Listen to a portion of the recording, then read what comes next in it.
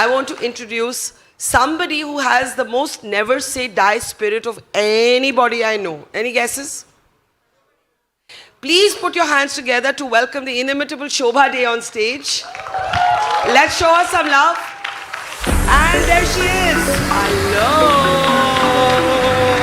We have a surprise for you. A surprise for you. Surprise for you.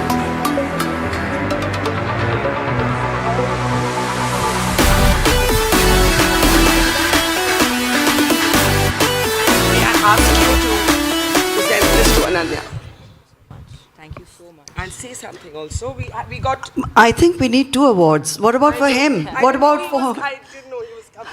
We'll have to share this moment. You'll have to share the Shobha and award. Dilip ji are two of my most favorite people yeah. in Bombay. And like Ananya, of course, a much more senior version. Shobha ji is someone who's never held back from speaking her mind, which is what makes her Shobha De. Thank you. To me, it's like seeing my own child standing on the stage. No, maybe my grandchild standing on stage because I am your grandmother's age. So it makes that all the more special because I've seen you since you were born. I've known your parents since they were married. And to be here with both of you, your father and yourself, acknowledging all that you've done. I heard you speak from backstage. It's been a remarkable, remarkable journey. And what you said for the young women, that if you just have the courage and the determination, you work hard. And I loved your line that business is creativity, because it indeed is. People miss the point. You can't be successful no matter what, whether it's business or the arts, without creativity. So thank you for saying that. And I'm really so happy to give this award to you. Let's have a big round of applause for Ananya Birla. And Mr. Birla, thank you so much. It isn't typical for us to get both of you together, so it's been a wonderful surprise. And thank you so much. Thank you. Thank you, thank you, thank you. And before... You made my Sunday hangout with my dad really fun. Thank you. Thank you. Back of stage. All right, are we ready for... No, Shobha, don't leave. We need you. Are we ready for the gorgeous, inimitable, irreverent, irrepressible Shobha De? I'm not hearing the applause loud enough. I really need more. I need more. I need more. I need more. More. Okay. Before we introduce a very, very special guest who's going to be in conversation with Shobha, I can't resist asking a couple of questions. Shobha De just has a new book out. She is a brilliant, prolific writer, irrepressible, as I said. It's called The Sensual Self. And I want you to tell us, this book is about, in a way, the gap between men and women when it comes to the senses, sensual pleasure, and the fact that nobody even has these conversations. What made you write this book?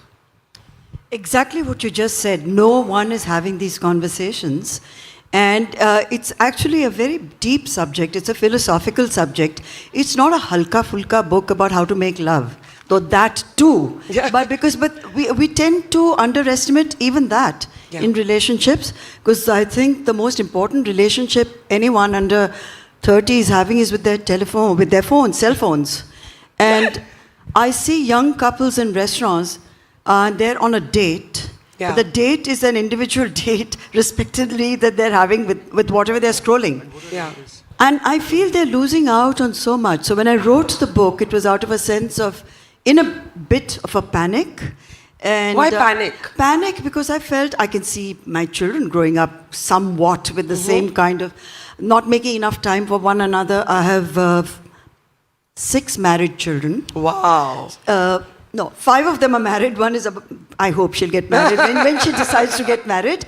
But they have great marriages. But the intimacy, that I word, intimacy, that maybe someone at my age feels nostalgic about, which is to do with really emotions, love, tenderness, showing each other that you mean something to one another, tune into each other. It doesn't only have to be what happens in your boudoir, in your bedroom. Yeah. And I think there's a generation there for whom perhaps spreadsheets matter more than bed sheets. To put Well, it bluntly. That's Shobha for you. This is going to be a great conversation. I want to now welcome someone lovely on stage. He could have had a career in business, but he chose to leave it all for his first love, which is storytelling.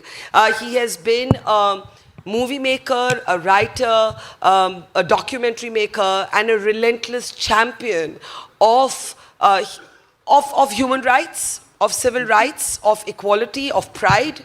I want you to put your hands together to please welcome the amazing Moses Singh on stage. Let's show him some love, guys. And there you are. Thank you.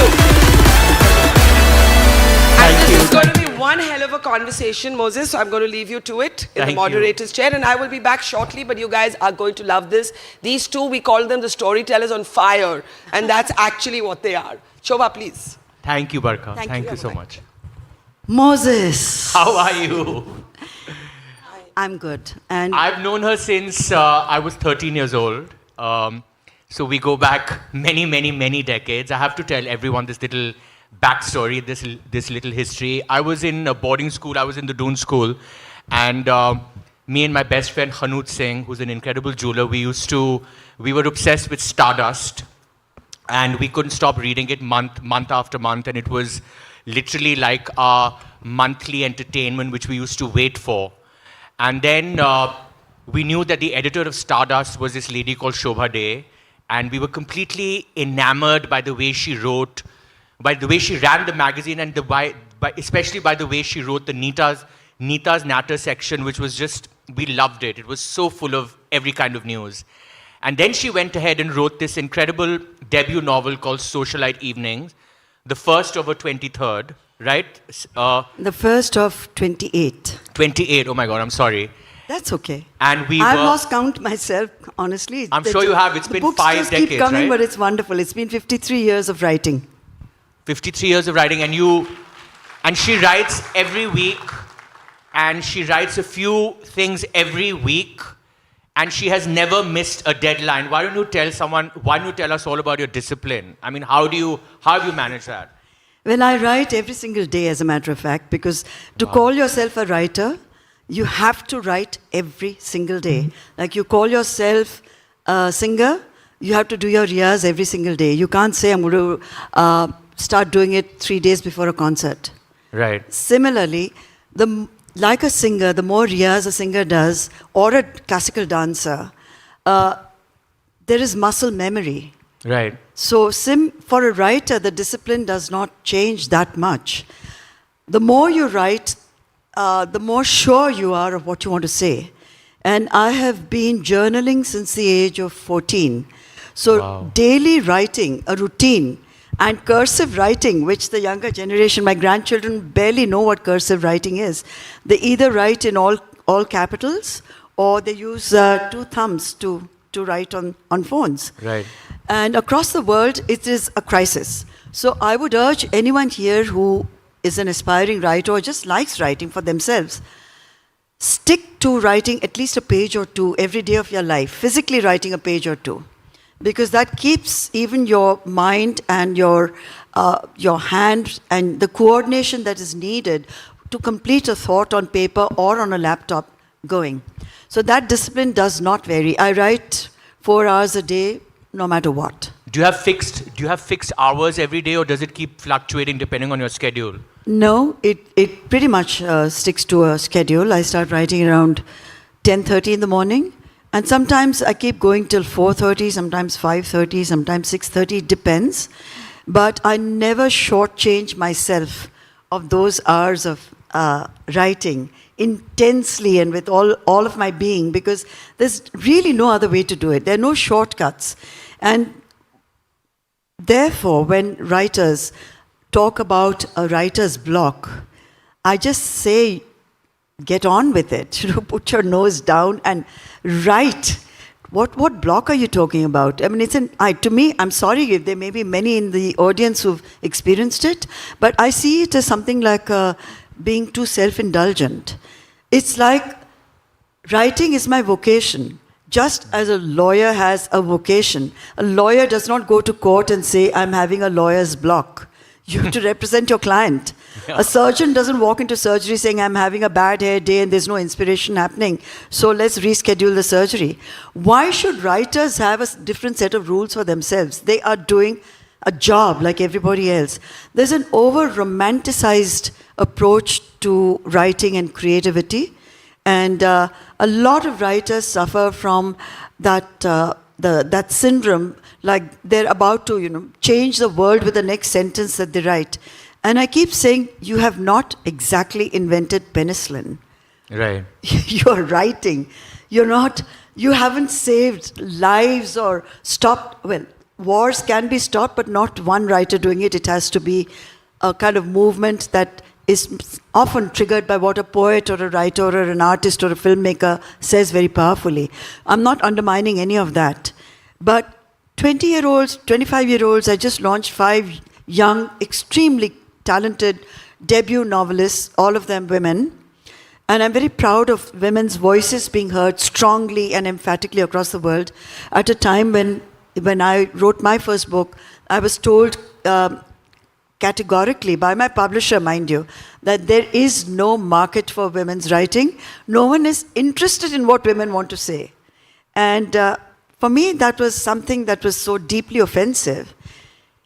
But I took it as a challenge. I could have been negative about it, but nothing in life is worth negativity. Someone Right. throws a challenge at you, pick it up and run with it and show yourself more than the world what you can do with it. So that has always been a kind of guiding principle for me. But do you ever feel, because I mean I script write, right? And that's the only time I write, and when I'm writing a script, I'm very disciplined about my writing process. But when I'm not script writing, I don't write. So do you write on a days when you don't have an assignment, when you don't have a deadline? Do you just write for your own self, or is it always for someone or a purpose or something that you have to hand in? Do you just write? Moses, I write even in my sleep. I'm writing even as we are talking. I can never say I switch off, which can be, it can be a huge pressure for maybe someone else. Right. It's not that I'm inattentive to the person I'm with. I'm 110% listening to what you're asking me. I'm 110% aware of the audience and Barkha and Ananya and Kumar. All of it is registered, but that's also part of the writing process. Everything registers. Right. Everything registers. So the writing almost happens a lot in your brain, like you're thinking and you're It's writing. simultaneous. It's Yeah, a process that never stops. A writer never sleeps, basically, I think. So do you ever, well, not writer's block, because you say that you always pass that, but when you're writing something, sometimes you're in a dilemma about which way you yourself want to go with this. So when you reach a situation like that, in say your 3 hours or 4 hours of writing every day, and you hit like a wall and you don't know which way to go, what happens to you in moments like that? Do you get up and leave, or do you sit there and let that dilemma pass you by till you reach the solution that you want to reach? One of the most intense and interesting questions I've ever been asked, Moses. So thank you for asking Oh, wow. that. Thank you. It is. When only another writer could possibly ask it, because I'm sure you've been at that. Yeah, because it crossroad drives me yourself. crazy. It drives drives you nuts. I listen to my intuition, I always have, and my gut feel. And I tell myself that even if it's not the absolutely right decision, this is what my instinct is telling me right now, just go ahead and write it. Okay. Not in an irresponsible way. Right. But with mindfulness. You're aware of what you're writing. Right. You're aware that it could be politically incorrect, but that's the whole point of writing.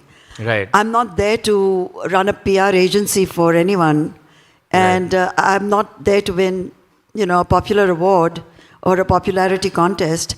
I'm there to share my truths such as they are, acceptable to some, not so acceptable to others, unpalatable maybe to many. But this is who I am, this is how I write, this is what I do. And you're free to reject every word of what I've ever written. And I'm free to continue to keep saying what I believe in. And I think that's the whole point. Well, one thing is for sure that in your entire career, and because I know we have dear friends, but I'm your fan before anything else. And I've been following your career since the age of 13. You have never bent. You have always had spine, and you've always stuck by whatever you have written, and you have never gone back on it, which I think is really very, commendable, yes, but it's also extremely rare, right? That you have such a long body of work, you have such a long career, and do you never get scared? Ever? You're like, oh my God, I know I'm saying this, I know this is going to trigger, I know, because I know how intuitive and perceptive you are as a person, and I know that you're going to trigger something. Do you never get scared because you know that you have to write that, and that is the truth of what you're feeling? Do you never get scared? The only thing that scares me is cockroaches. No political neta, no political party, no super celebrity, no one. They're human beings like you and me. And just like I have my failings, and there are enough people out there to point those out, troll me, etc. That's part of the game. No person can intimidate me if I know what I'm saying. I can defend, and it's something that is coming from a place where maybe I'm giving a voice to millions out there who don't have a platform. I'm Right. speaking on behalf of citizens. I'm speaking on behalf of women. I'm speaking on behalf of many people who may echo my feelings but don't have the means to put those opinions out there. What comes with the opinions has often been not so very pleasant. Is but death, I've is death threats and security personnel and sometimes bodyguards. You've had to go through that whole thing. Yes, but I've done so knowing that that is the risk. Right. And it's worth taking. Or I should be doing something completely different. Like I could become a chartered accountant, which I don't have a head for numbers, so even that is out of the question. But something safer than being out there expressing an opinion. But the wonderful thing, Moses, in today's times, is that every single person in the room is equally empowered. Right. You don't need a newspaper or you don't need Barkha to call you on a show, though that all helps. You can express an opinion on any platform of your choice. And that's very democratic. And it's a level playing field for every single person. Why more people don't do it is something that often I wonder about, because they're free to. And what actually bugs me quite often is that people who, even my co-professionals, my colleagues, junior colleagues, they come up to me and say, oh, I think you should be writing a column about X, Y, and Z, whatever it is that they don't want to write about. And I feel that's such a cop-out, that's so cowardly. If you feel so strongly about it, what's stopping you from writing about it? Yes, so having done that, having stuck my neck out, more than, I don't know. A billion times. Countless Billion. number of times. Having faced riots at my door, having faced political parties coming to public occasions where I'm there to launch a book, to blacken my face, invite the media to watch, as they say, Ami Shobhala kasa kai kartoy, something or the other they want to do. Humiliate kasa karna raha, तुम्ही येऊन बघा. आम्ही त्यांचं तोंड, they've even offered, they've often invited the press to watch them gag me with a vada pav, for example. Gag. So they've come with tokeris full of vada pav because they found it somehow insulting that I should make a reference to it. Though I'm Maharashtrian, proud of it, often say it over and over again. I don't know what I need to, I can say alert, sir, no, it's to prove my credentials as a Maharashtrian. But a comment against vada pav, and God, I had the political parties threatening to, But tell me something. gag me. Do you feel A, comfortable, B, safer writing fiction over non-fiction? Because fiction is your imagination running wild and you can do whatever you want, and non-fiction is more kind of in real, truthful things. So do you feel a difference as a writer in your own heart when you're writing either? Yes, I mean, the personality definitely splits. Non-fiction, like you said, The only limits you place on yourself as a writer is what you impose. Right. You are free to express yourself, and if there is anything that is that inflammatory, it's for your editors to tell you or your publishers to say, I'm sorry, but this is kind of... Have you need to ever tone had it down." stuff like that where your editor or your publisher is like, Shobha, no way are we ever printing this? Have you ever had a moment like that? No, I think I'm pretty good at convincing editors that they are being cowardly, not me. So, yeah, I've taken that risk too. And that's part of the fun. That's part how much can you push the boundaries. Right, It's right. part of a writer's job. You're not there to play safe. Yeah. If you're playing safe, it's really... I've been bored a long time ago because safe is not sexy. Yeah. So I Absolutely. like what I do, and I like the way I do it. Absolutely. So I want to, since we're talking about sexy, I wanted to talk to you about your latest book, right? The Sensual Self, which is your 28th book. When I read the book, I know the book on its immediate level is about sensuality, right? Which is, and all aspects of it.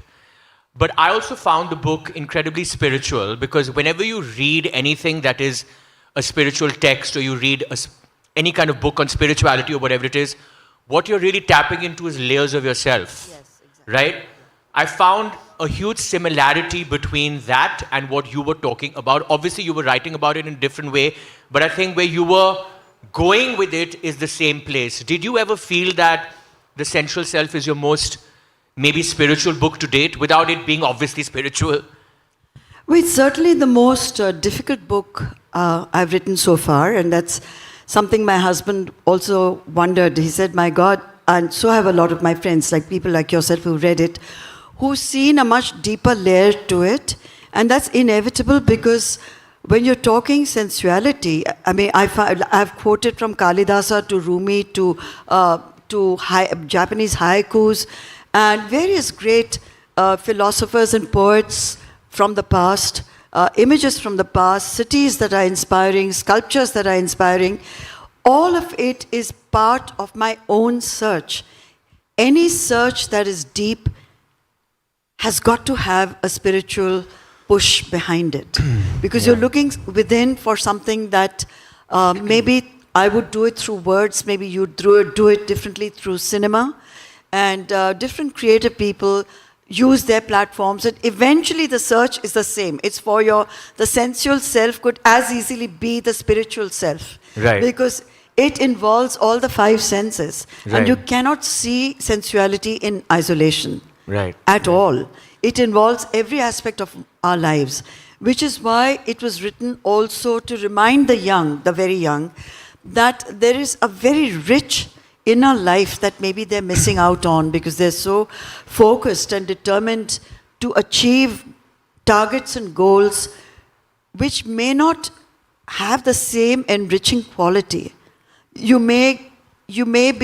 Maybe their search is completely different. I get that too, because the challenges that the 20-year-olds face today are qualitatively different from anything that I faced. But every generation has their challenge. Right. The one big differential is social media, which has revolutionized the way we look, think, talk, eat, consume. So the book was also a reminder to myself about my much younger self and what I enjoyed then. And have I lost touch with that? And if so, isn't it time for me to go back to loving it all over again? Wow. So do you think when readers read your book, the sensuality in your book, the way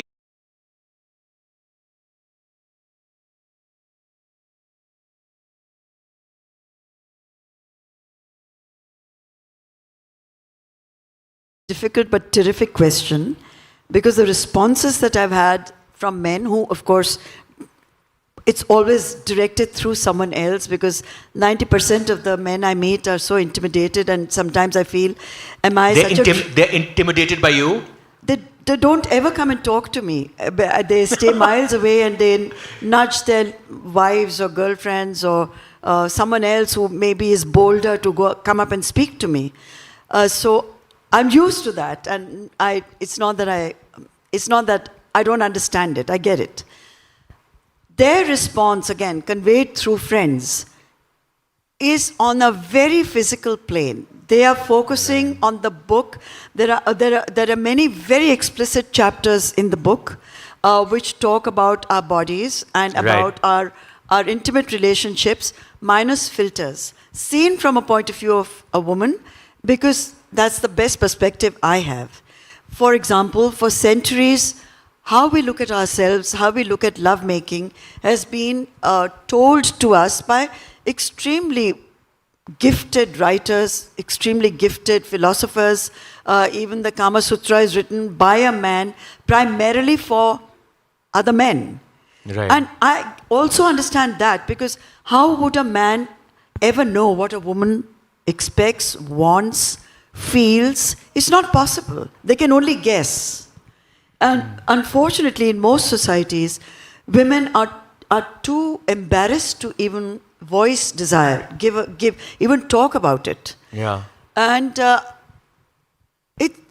in 2025, isn't it time those barriers broke down so that intimacy itself can be celebrated in a more meaningful way by both the people involved, by just tuning in and talking about what makes them feel good with each other without having to feel self-conscious about it. Right. So those parts of the book are the ones that men are relating to. Right. The softer aspects, the emotional aspects, where I've talked about whether it's the seasons of love, about growing that much older and still feeling the same sense of passion and compassion towards your partner.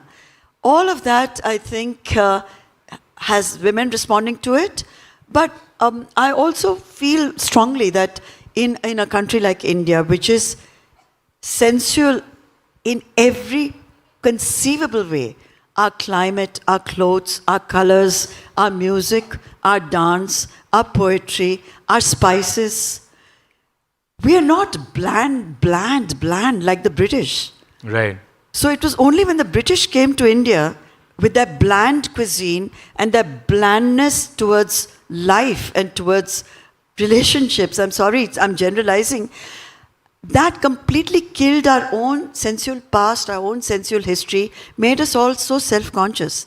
Till then, we had the Mughals with their poetry, their fountains, their ittars, their fantastic food, their love of miniatures, their art, all of it celebrating every aspect of life. Right.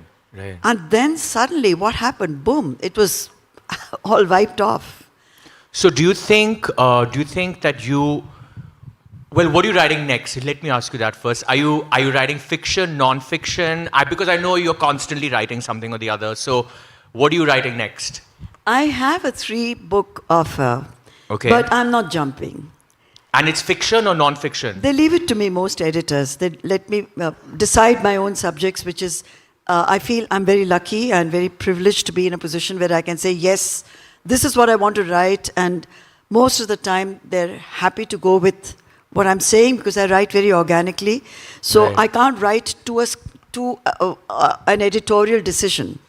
I'm Right. not a writer who, a lot of my contemporaries, no, much younger writers, who may be 100 times more successful than I am, their method, their approach to writing is very different. For Right. them, writing is a business model. They start with the business model first, and the Right. book comes next. For me, that's the last thing on my mind. I want to write what I enjoy writing, and I hope and pray that the readers will enjoy it too. So yesterday, Moses, I have to share this because I'm still I'm so deeply moved by it that a lady in Marathwada has spent the last, as you know, it's a drought-prone district in Maharashtra, underprivileged, tough, hardly what you'd expect a city audience to even know what life in Marathwada can be. But it's next door to us, but we don't know. We Right. don't need to know. Yeah. So she has just done her PhD on my work, the relationship of men and women in my fiction. Now, I have, don't know, this lady, what makes her remarkable is where she comes from. So it's not an urban elite phenomenon. It's not urban elite people who are responding to the books, not because I write the most wonderful books, but because what women are saying is penetrating all the way down. It's not just about all of us in this room. And there are over maybe 250 published dissertations and PhDs on my work across the world. Wow. So often they send those to me just to let me know what's going on, and I can, of course, access them in universities across the world. But this woman dedicating so many years of her life to studying my work, that has touched me. And that is my reward as a writer. That's really amazing. And is it your entire body of work or a few specific books? The fiction, the relationships between men and women through my fiction, not my non-fiction work. But I know how tough it is for women to carve out that kind of time in our cities, and more so in the smaller cities. They have to do it almost surreptitiously. Yeah. But I also know how progressive some of the men in the lives of the women who have taken 10 years off to study my books and present their papers and finally get a PhD awarded to them. I have had them come to my home with their husbands who have said, I lost my wife to you and your books for 10 years. But I don't mind at all because I'm so proud that she got her doctorate. Wow. The men have supported them, and that's how the women could do it. So we can't keep talking about men and women in confrontational ways. It's just fabulous what we can do together. And Wow, that is the that's most amazing. important. For me, that was the biggest learning. Okay, I have a fun question before you ask your next question. Okay. I just have one fun question. So when you edited Stardust, you invented all these amazing monikers, right? For all our incredible film stars, like for the late and great Dharmendra, it was Garam Dharam. For Jitendra, it was Jumping Jack. For Rajesh This was Khanna, all Shobha. it was all her. And it Wow. was for Rajesh Khanna, it was The Phenomenon. Shotgun Sinha, For Shatrughan Sinha, it was Shotgun Sinha. For Zinat Aman, Zini Baby. La Tagore for sure. La Tagore for Sharmila Tagore. All these monikers have stood the test of time. And literally these amazing film stars that we are literally known by these monikers now globally, universally, everywhere. Do they ever come and thank you? Like, thank you for creating these amazing names for us that have literally are going to be eternal. As a matter of fact, yes, which always surprises me. We are at Litfest frequently, like when Shatrughan had published his book, Yeah. or when Sharmila is at a Litfest, and if they spot me in the audience, they always turn around and say, almost like, I don't know whether I have to feel like a culprit at that point, or someone who's, well, obviously they love those names, or they wouldn't be making a special reference to them. But at the time when I was coining them, I was doing it with a sense of mischief, You never thought that they stand the test of time, the way that they have. I don't think of it. I don't think of legacy Moses. I'm not preoccupied with the thought of, are my books going to outlive me? I've written them. I've enjoyed writing them. The readers have enjoyed reading them. For me, it begins and ends with that. I just, come on, show them some love. I'm coming in only to ask Shobha.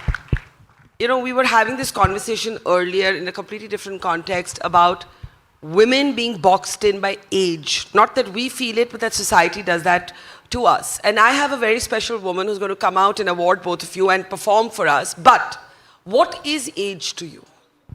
Age is the age I'm born with and will die at. That's about it. It's a fact of life. I have never challenged it, or it has never made me feel insecure. In about 2 months' time, I'll be turning 78. Wow. And sometimes it's not, I don't think of it as an achievement. I've lived my life, and I've loved my life the way I've lived it with all its fault lines. But age has not preoccupied me, let's put it that way. But yes, society is ageist, society is cruel. They put women into the cage of age much more than they do men. Men become distinguished with age. Yes. Women become buddhis. And women at 30 are now called auntie cheese. Yes. So we have to really ignore the people out there who are so foolish in creating these kind of categories. Because each decade comes with its own enriching platforms and its own learnings. Absolutely. And you to love it and feel it and be it and let the world know that you're proud of it. And never ever shrink away from it and feel in any way apologetic for being who you are and at whatever age you are at. Own it. I couldn't agree more, but on that note, I want to introduce a very wonderful person who's come all the way from Pune. She's called the Warrior Ajji. And I don't know how many of you recently saw, she was performing in Gujarat and, you know, Akshay Kumar was in the audience and Dimple Kapadia was in the audience. They couldn't believe their eyes. They couldn't believe it because she's in her 80s and she does this spectacular performance, and I want us to put our hands together to please welcome Shanta Pawar ji on stage, because you're going to see something incredible from her. आपका पहले performance देखना है सबको. Look at these dandas.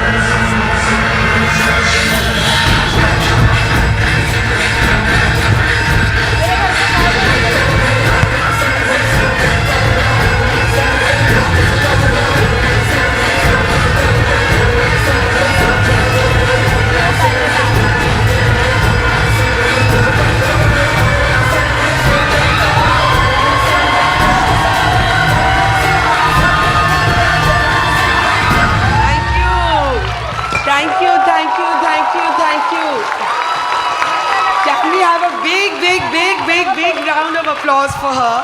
Oh. ये शोभा ma'am जो है ना, अभी बोल रही थी कि उम्र से क्या होता है, जितना दिल में उम्र है उतना उम्र है. आपका उम्र पूछ सकती हूँ मैं? 88 है।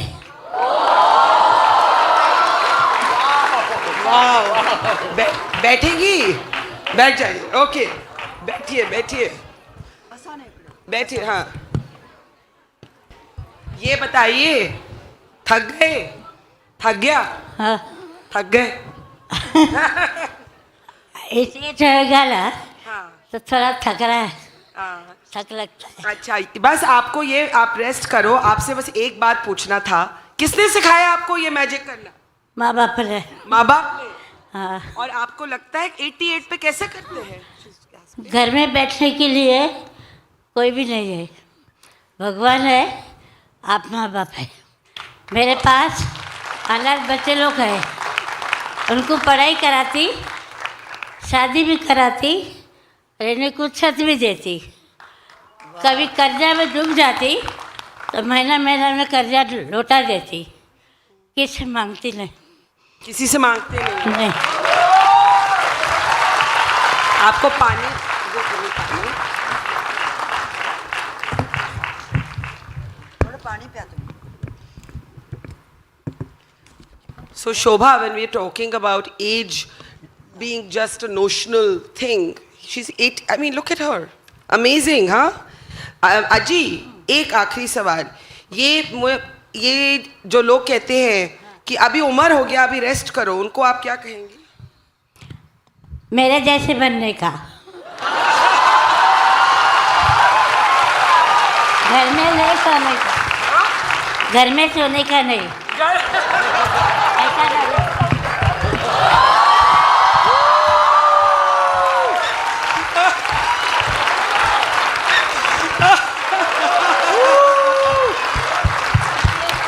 Can we please have, I thought Shanta ji should award Shobha Day as two women for whom age is irrelevant come together. Can I please have the awards on stage?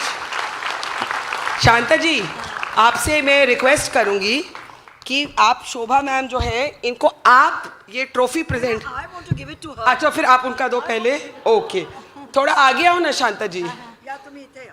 हाँ, अनिल, इथे या. शांता जी। आणि हे तुमच्यासाठी आहे.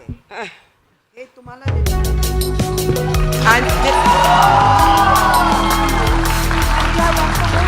Thank you so much. Thank you. can we have a huge round of applause for Shanta ji, Shobha Day and Moses Singh? Extraordinary, extraordinary moment on stage right now. Once more, an encore. Thank you so much. Thank you so much. Didi, आपण घेऊन जाऊया हाँ. बाहेर. thank you. Amazing. We can clap for her as she goes, no? Melu, Melu. नहीं नहीं नहीं, Will you just help her? दीदी, आपका जूता जी, आपका जूता, जूता। नहीं लेती। मैंने पकड़ा bottle. I mean, imagine she was balancing on this bottle. Amazing, amazing, amazing. Thank you, Shobha, Moses. Thank you, Shanta ji.